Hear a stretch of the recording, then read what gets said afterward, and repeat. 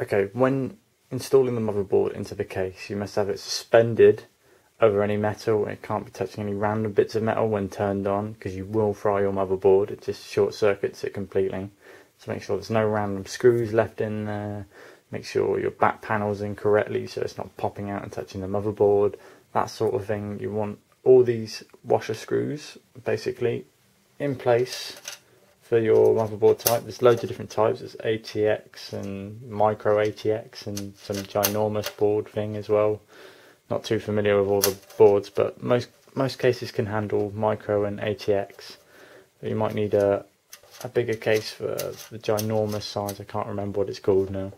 But basically you just screw those washers in like that, and then you screw in the motherboard on top of it, and it should be suspended above the metal, and that's how your motherboard should go in. And I'll do that for you now. Okay, make sure you line up the motherboard screws correctly. I'm just going to whack it into the case now. Almost knocked over the camera. Sometimes. Okay. Just make sure you line it up properly. This is not in yet. Stick it that way. Check the back panel, see if it's all in correctly. Usually lines it up pretty well when you do that. All the screws are in the right place. Also remember to earth yourself as well when touching anything electronic in a computer case. In other words, touch base metal, earth yourself, job done. Right, that's all lined up, and basically once you've lined it up, you just gotta screw it in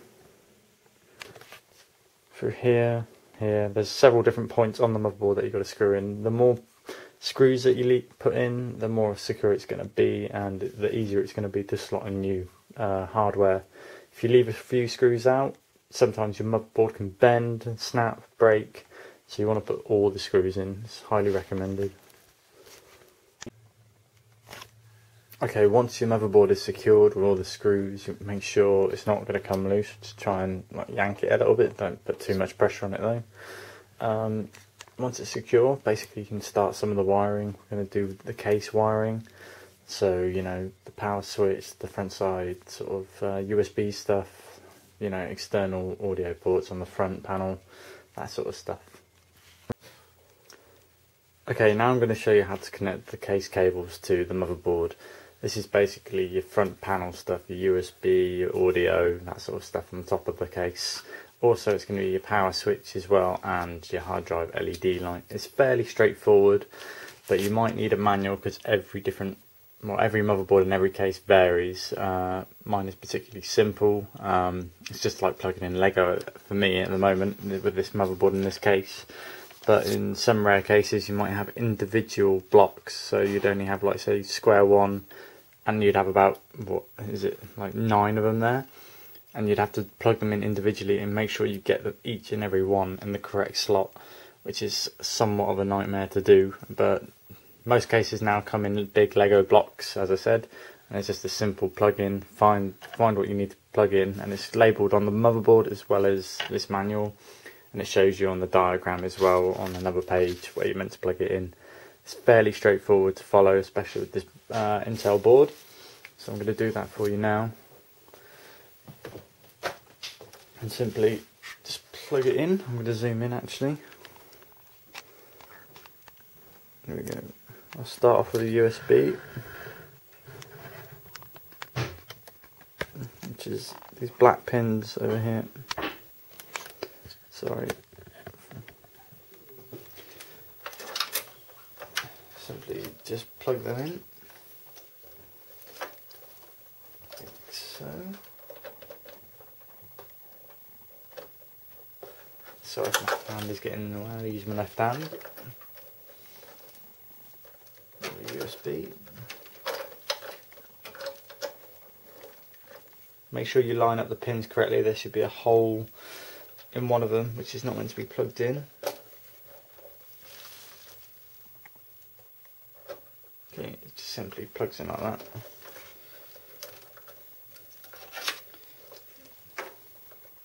Same again.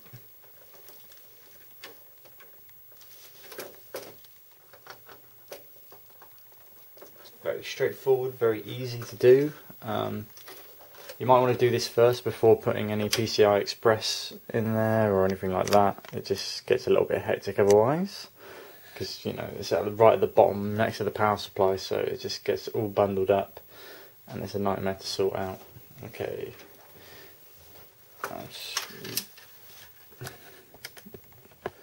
Also, this case has an external SATA drive, and I imagine you just plug it into any random SATA port, which I'm going to do.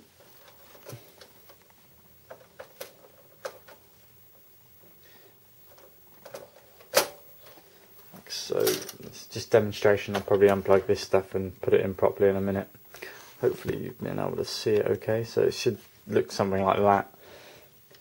Right, now for the thin small wires.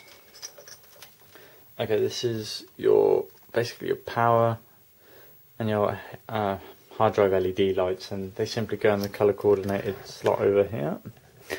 And this basically is your turn on switch, so to make the button work at the front of your computer to actually turn on your computer.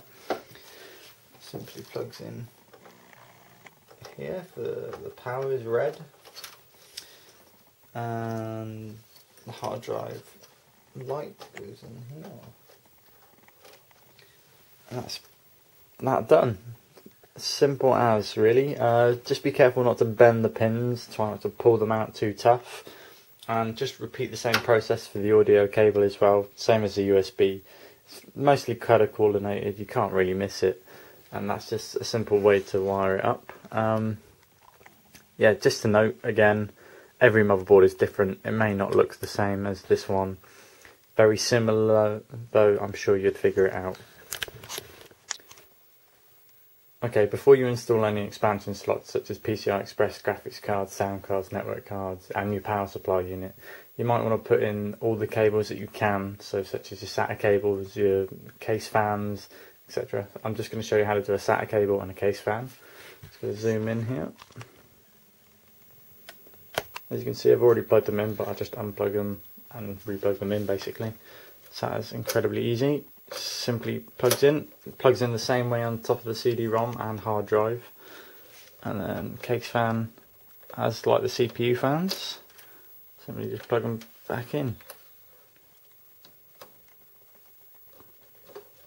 There you go, easy as that. Now my case is looking a bit slightly like it's been hell raised a little bit with all the wires going everywhere, but I'll cable tie that all at the end and it will all look pretty. Okay, once you put in your power supply unit, you can hook up the power cables to your motherboard. Fairly straightforward to do. It's easily laid out in your manual if you double check. Basically, this big cable to this massive port here on the motherboard. Can't really miss it. Basically, it just simply goes in there like that.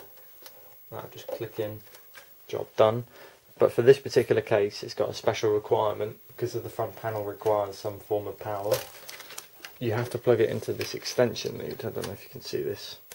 But basically, it's the same deal. Basically, you plug it in there, and then plug this bit into the main board. You won't always have that on cases if you've got a different case make. It's just for this particular case. You would get this wire. That's that done. Okay, moving on. This is the power of the CPU. I've already got it plugged in, but I'll just unplug it. Oh, yeah. Basically, that simply just goes in there, easy as. That powers the CPU, I believe, or some part of the motherboard. And then, important thing to note with this motherboard as well, it's got two auxiliary power. Now you have to choose which one you want to use. You can't use both. You can either use this 4-pin here, or this wide SATA power cable just down here at the end of the motherboard. Now you can choose which one you want to plug into. It doesn't matter performance wise, I don't think. It's just preference, and I think they've just put into just because well, the auxiliary port at the top is pretty much dying. Now the SATA cable is just going to probably take it over in terms of power usage. Of course, with this power supply you can plug in what you want. It's a module, So that means you can